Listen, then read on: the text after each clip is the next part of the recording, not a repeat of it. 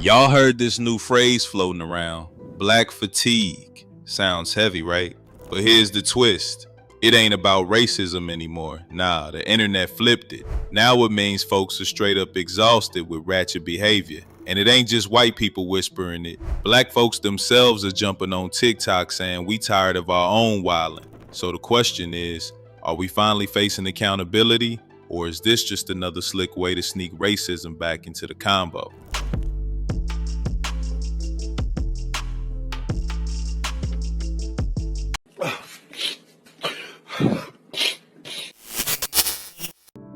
Here's what a lot of people don't know.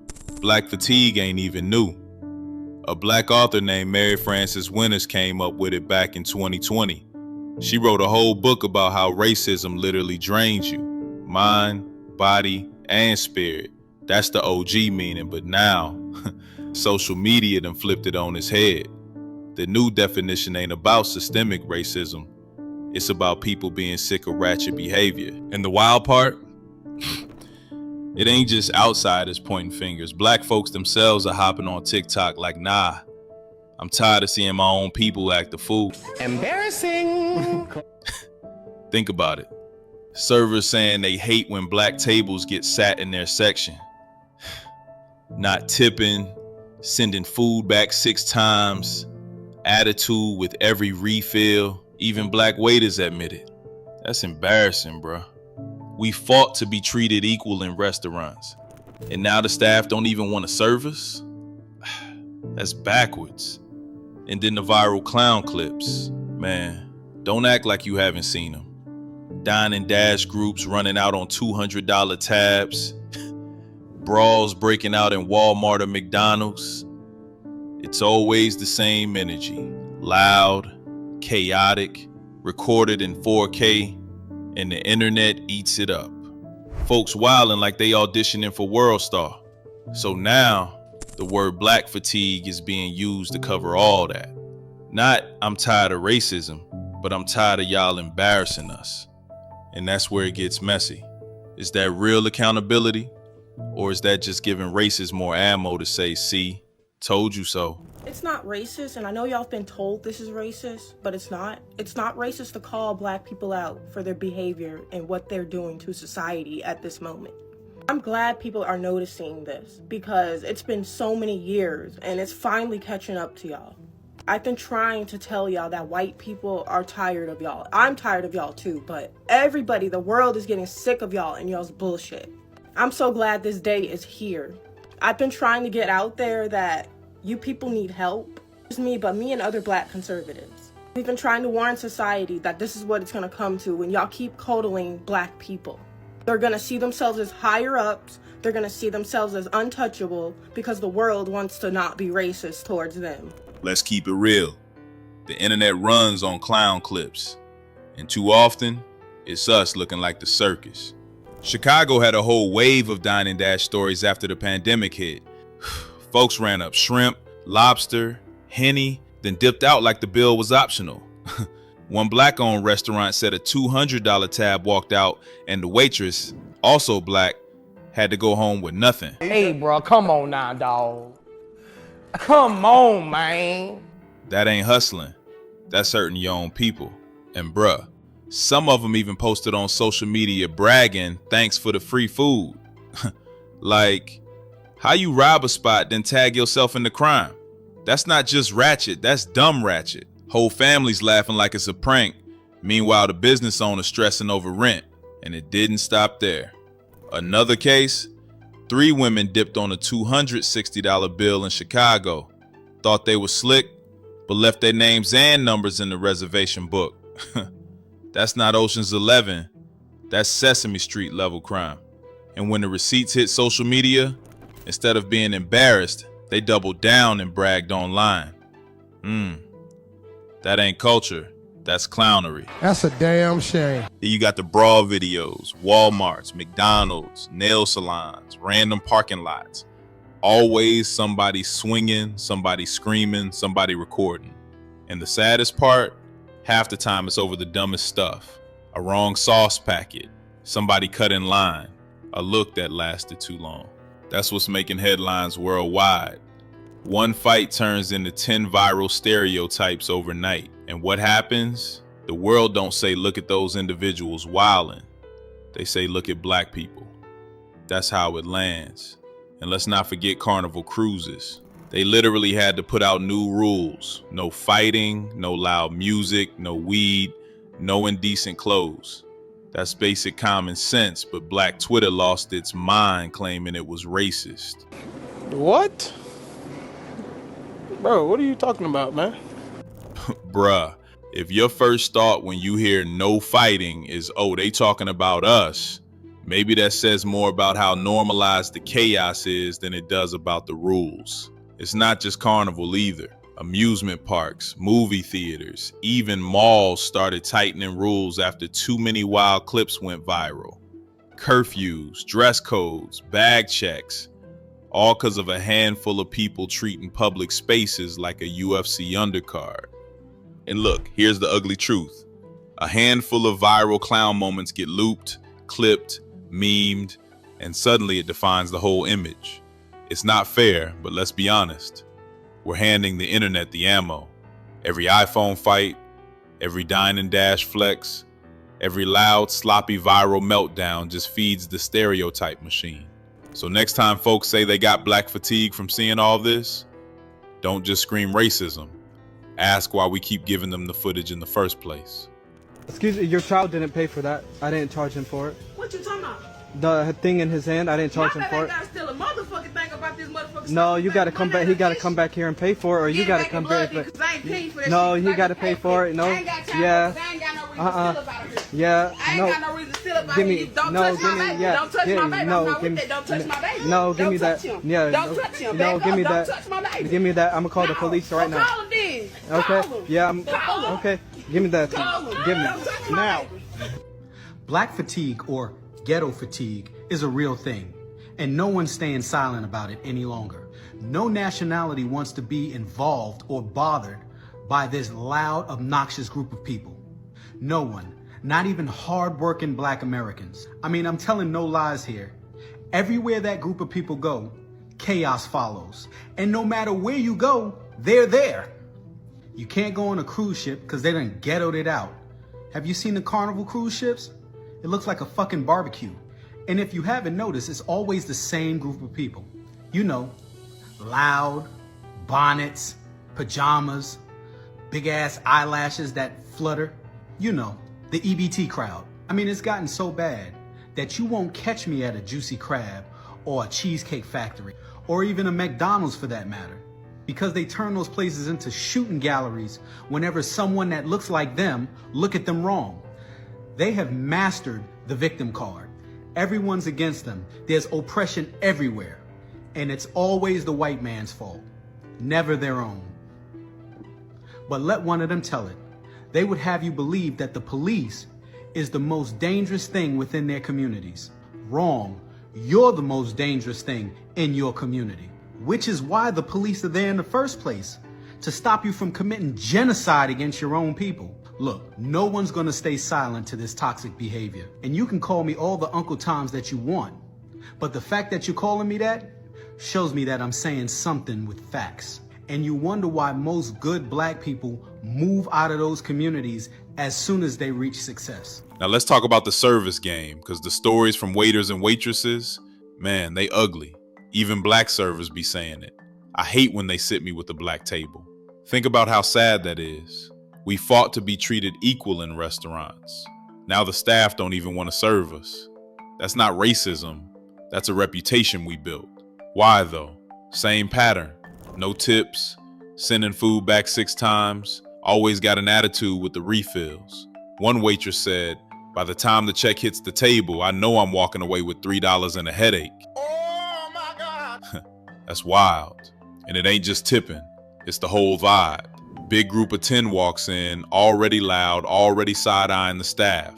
Drinks getting slammed back to back, food order complicated like it's a Michelin star spot. Sister, could you please hook a brother up with a rusty bucket full of fish heads wrapped in razor wire? Donkey teeth. Donkey teeth. Then when the bill comes, suddenly everybody forgot their wallet. Even black managers, black bartenders, black staff are tired too. They tired of people showing up with champagne taste and EBT energy. Ordering the lobster, but mad when the bill don't match the budget.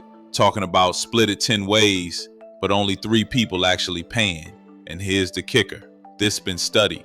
Restaurants keep data on tipping habits, and time after time, surveys show servers rank black tables the lowest. That ain't me making it up. That's what the workers themselves report. Even black workers co-sign it. So now, it's not just stereotype, it's expectation. It's embarrassing, bruh, because that stereotype sticks. Every time one table wiles out, the next 100 of us walk in with that label on our back. You can dress clean, speak polite, pay good, don't matter. The servers already bracing themselves like, here we go again. And I've heard some waiters keep tricks, like they'll add an extra $20 to the bill just to protect themselves because they assume the tip ain't coming. Or they switch shifts, trade tables, anything to avoid it. That's how deep the fatigue goes. They'd rather lose money than deal with the headache. And that's where this whole black fatigue thing really cuts deep. It's not just outsiders pointing fingers. It's people inside the house saying, yo, we sick of this. Sick of watching one table ruin the image for everybody else. Sick of working hard just to walk away with pennies because the stereotype came true again. Bottom line, you can't demand respect from the service industry if you don't respect the servers. Respect is a two-way street. And right now, too many people only drive in one way.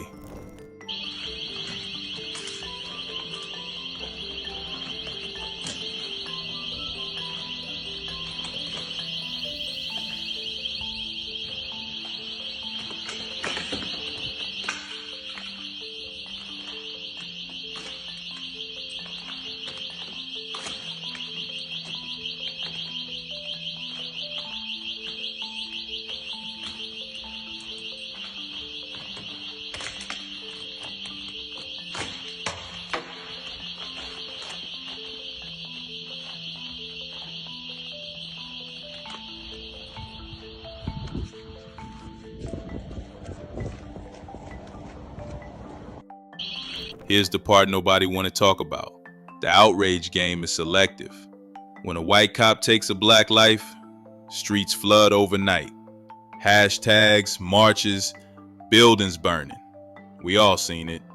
Politicians show up, celebrities post black squares, corporations cut commercials with sad piano music. The whole machine activates. But when it's black on black, crickets. Whole parks getting cleared out in Chicago every weekend. No protest, no rallies, no justice chants. Just silence. Kids catching stray bullets, grandmas afraid to sit on the porch, and nobody's marching for them. And that's the hypocrisy folks are sick of. You can't scream "we matter" when it's outsiders pulling the trigger, but stay quiet when it's us doing the damage. That selective outrage is why people say black fatigue feels real. Even some of the creators online admit it. They went to Black Lives Matter rallies, they believed in the mission, but then they looked around like, hold up, why we never march when it's our own kids getting dropped? I've never seen it. And the cold truth, it sends the message we care more about clout protests than actual consistency. Like, one white cop pulls a trigger, full movement. 10 black dudes shooting each other in a weekend, just another rap lyric, another meme, another shrug. It's not just about violence either. Think about schools. We rally when schools underfund black kids, rightfully so. But when kids cut class, disrespect teachers, fight in the halls, nobody shows up demanding accountability at home. I've never seen it. Where's the march for discipline? I've never seen it. Where's the outrage for structure? I've never seen it. And here's the damage. Outsiders see the imbalance. They see us turn up when it's them and go ghost when it's us. And they don't take our pain serious anymore. Because from the outside, it looks like we only care when it's convenient. But the deeper pain, insiders see it too. Black folks themselves are starting to say, nah, enough. We can't keep being loud for outsiders and silent for ourselves. We don't do that here. That silence, that selective outrage is killing credibility. And once credibility gone, so is the movement. And bruh, you know who makes this worse? The millionaire celebs still crying oppression. Oprah, Michelle Obama, sitting in mansions, on stages, telling the world how hard it is being a black woman in America. Like, sis, you worth hundreds of millions, rocking designer every day, but you still selling victimhood? That's the hustle, man. Victimhood pays. The speeches, the interviews, the book deals, the whole I made it, but I'm still oppressed routine. And it's not just the ladies. You got dudes too, professors, commentators, the black elite, sitting up there lecturing everybody on how to think while living the American dream they swear don't exist. Here's the part that makes people sick. Instead of telling the younger generation, yo, look, you can win, I did it, here's how, they keep pumping that oppression narrative. And all it does is hold people back, keep them scared, keep them stuck. It's like they need the oppression story to feel special. Like, look how great I am. I made it despite the whole system being against me. Bruh, you didn't just make it. You made it big. Stop fronting. That's why regular people, black, white, Hispanic, don't matter, are fed up. Because when the most successful black folks alive still play victim, it sends the message. No matter what you do, you'll never escape oppression. And that's a lie. Now here's where the debate gets spicy. Some folks online say calling out bad behavior is just respectability politics. Respectability politics? Bruh, since when is not acting like a fool in public some kind of political strategy? That's just basic respect. Ratchet behavior ain't black culture. Let's get that straight. It's entertainment, it's chaos, it's survival stories turned into TikTok trends, but it ain't culture. The entertainment industry blurred the lines.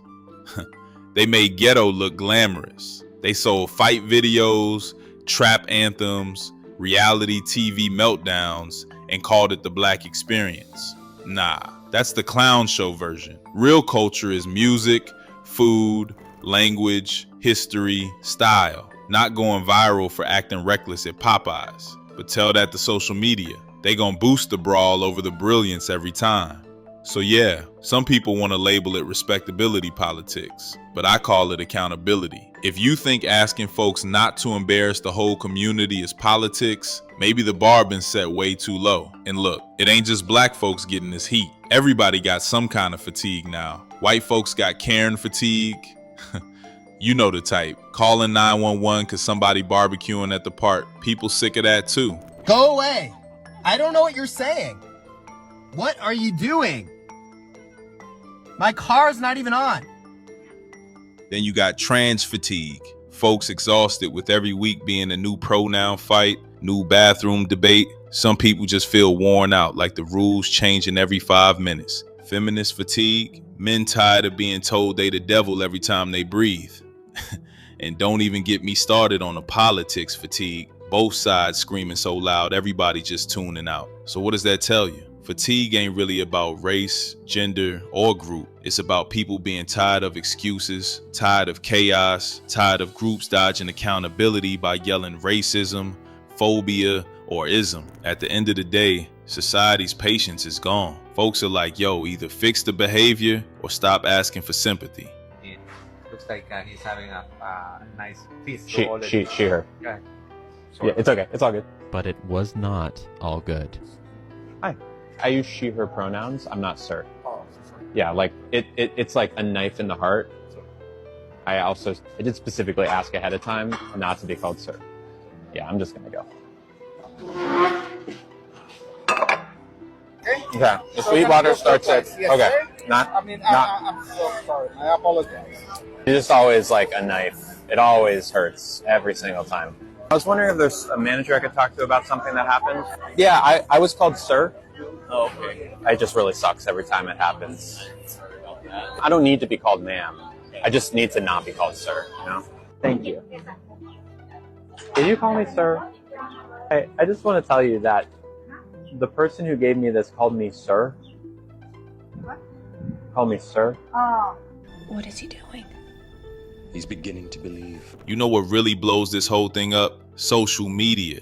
That's the gas can getting tossed on every little spark. Back in the day, somebody wilding in public, that stayed local. Maybe a few neighbors saw it, maybe it was gossip around the block, then it died out in a week.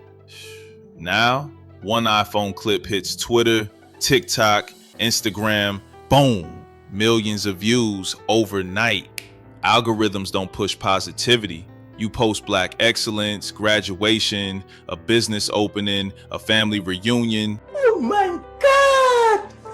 Wow! Might get 200 likes if you lucky, but you post a brawl in Walmart, front page, trending, on repeat. That's the trap.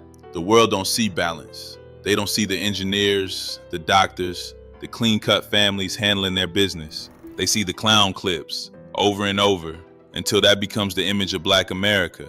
And let's be real, a lot of these viral moments, they come from us. We the ones recording, reposting, laughing, boosting it for clout. We literally feeding the beast that paints us ugly. Bruh, how you mad at stereotypes when you the cameraman making them go viral? How, Sway? Even media companies hop on it. News stations pull the same videos off TikTok, slap a title on it, and boom, Black chaos gets broadcast like it's the nightly headline.